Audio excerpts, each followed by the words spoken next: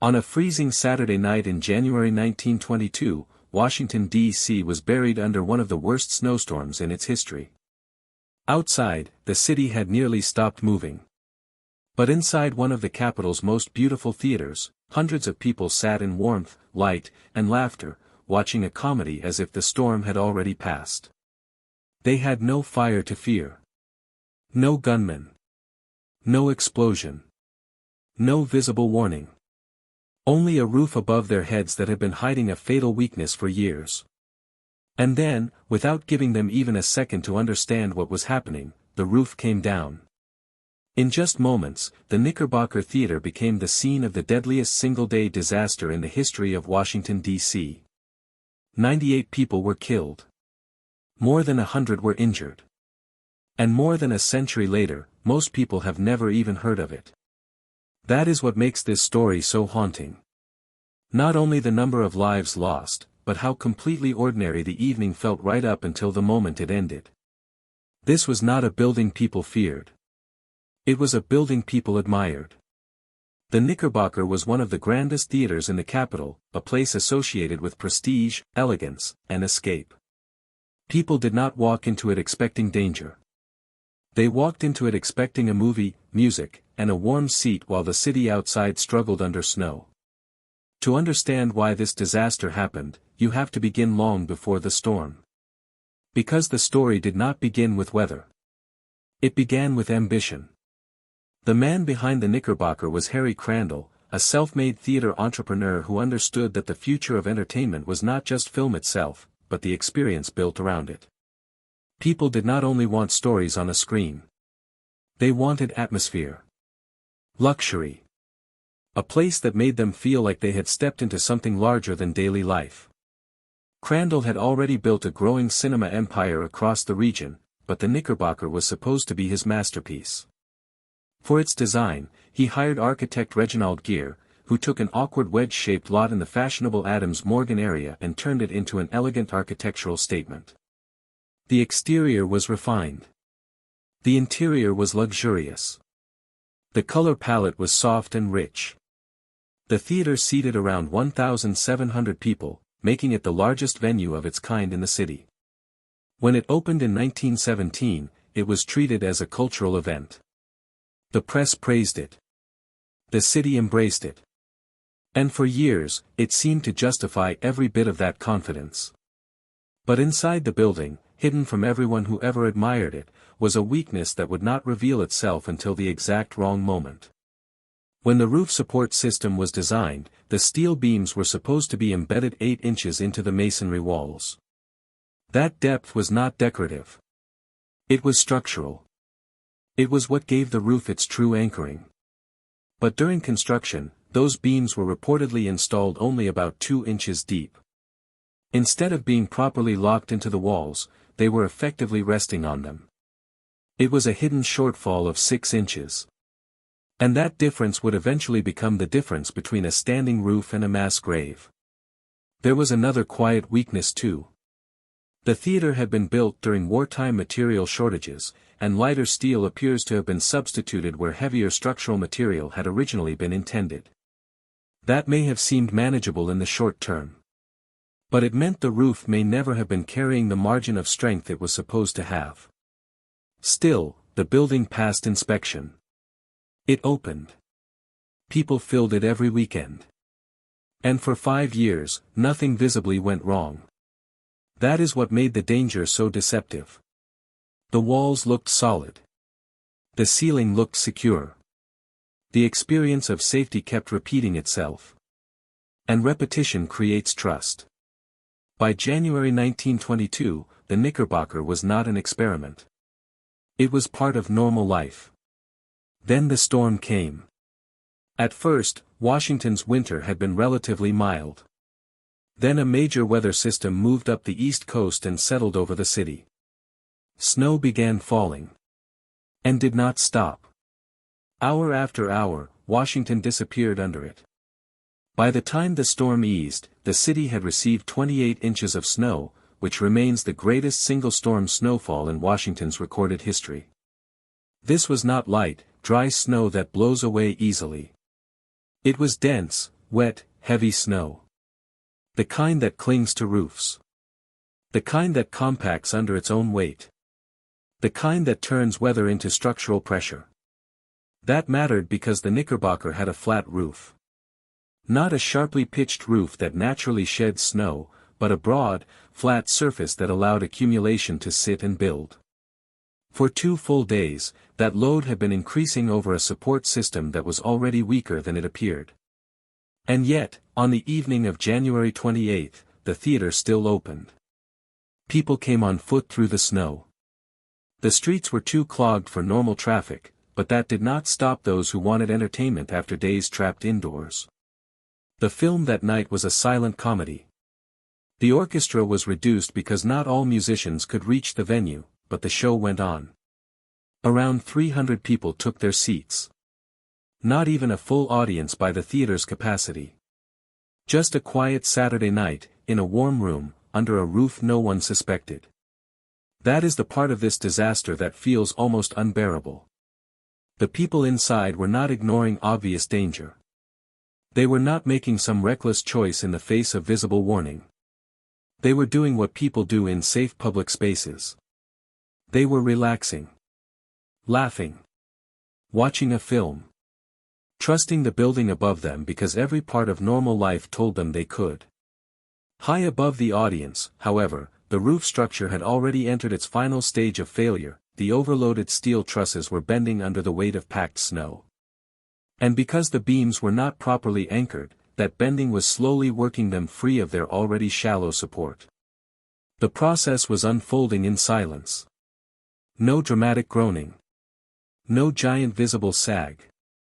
Just stress accumulating through metal, gravity, and time. Then, sometime shortly after 9 p.m., a small crack appeared in the plaster ceiling above the stage. Dust drifted down. A few people may have noticed it. But nobody in that room understood that the building had reached the edge of survival. Moments later, witnesses heard a strange sound. Some described it as a hiss. Others as tearing. And then the roof came down. Not part of it. Not a localized section with time to react. The entire structure above them collapsed as one overwhelming mass. Roof. Steel. Concrete. Plaster. Snow. It slammed into the balcony. The balcony failed and crashed into the orchestra section below. Walls buckled. Debris buried rows of seats. And within seconds, one of the city's most admired theaters had become a ruin filled with the trapped, the dying, and the dead. What happened next was confusion, horror, and a rescue effort unlike anything Washington had ever seen. Because the same storm that brought the roof down also made rescue harder. The streets were still blocked with snow. Equipment could not move normally. Access was difficult. But the scale of the disaster was obvious immediately. Calls went out. Police responded. Firefighters mobilized. Hospitals prepared. Neighbors rushed toward the scene. Soldiers and Marines were called in. More than 600 military personnel eventually joined the effort, and even army mules were used to move equipment through the snow-covered city. The rescue was placed under the command of a young army officer named George Patton, long before the world would know him from a later war. That night, he was not commanding tanks. He was commanding a desperate search through twisted theater wreckage while survivors cried out beneath collapsed masonry and steel. Inside the ruins, the human stories were heartbreaking. Some victims were found still conscious and pinned beneath debris. One survivor, Helen, became remembered for her courage while trapped in the dark, calling out to guide rescuers toward others and helping keep nearby victims calm until help reached them. Others were discovered only after hours of digging. Some families identified loved ones through personal objects rather than faces. A father was identified by his pocket watch. A newly married violinist never made it home. Teenagers who had come to the movies as part of an ordinary night out were suddenly gone. By the time the last survivor was removed the next morning, the final toll was clear. 98 dead. 133 injured. and a city permanently scarred. The investigation that followed revealed something almost worse than mystery. It revealed that the technical cause was understandable. The roof failed because it had not been properly supported. The beams had not been embedded deeply enough. The snow load became more than the compromised structure could bear. And the building that had been treated as elegant, modern, and safe had in fact been carrying a lethal weakness from the moment it opened. But the legal aftermath exposed another kind of failure. There were indictments. There was public outrage. There were lawsuits. And yet the criminal case never truly became the reckoning many expected. Civil claims failed too. Why? Because the building had technically met the codes and approvals of its time. And that created one of the most disturbing conclusions in the entire story.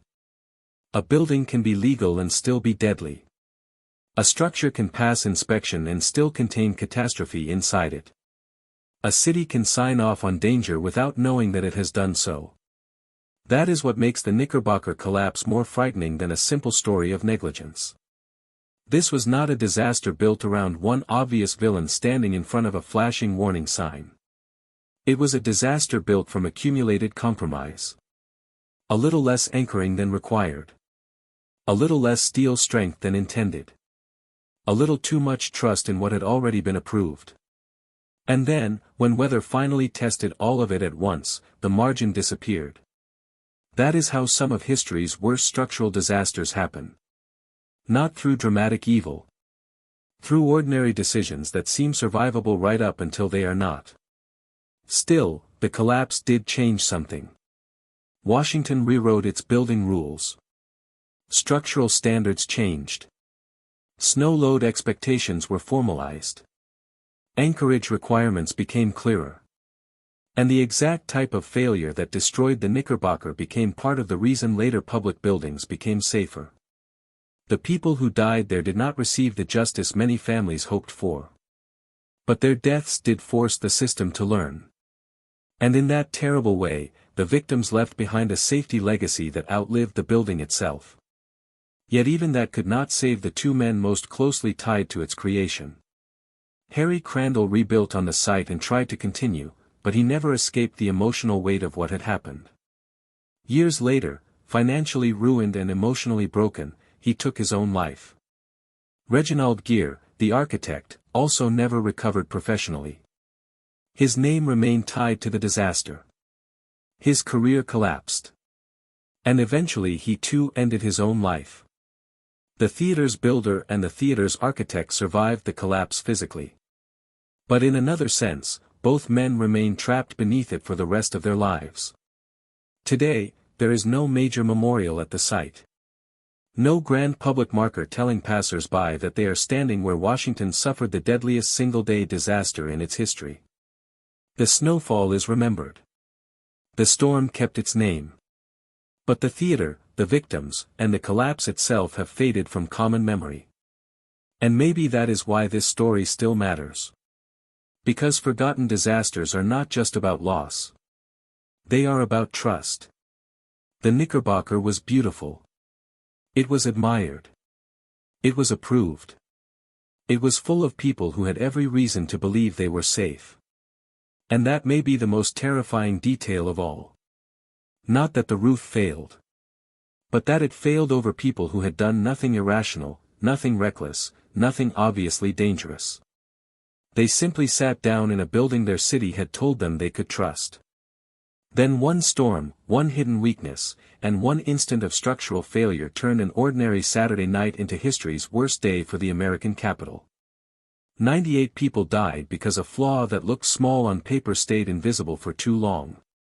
And more than a century later, the Knickerbocker Theatre disaster still leaves behind the same unsettling lesson. The most dangerous buildings are not always the ones that look unstable. Sometimes they are the ones everyone already believes are safe.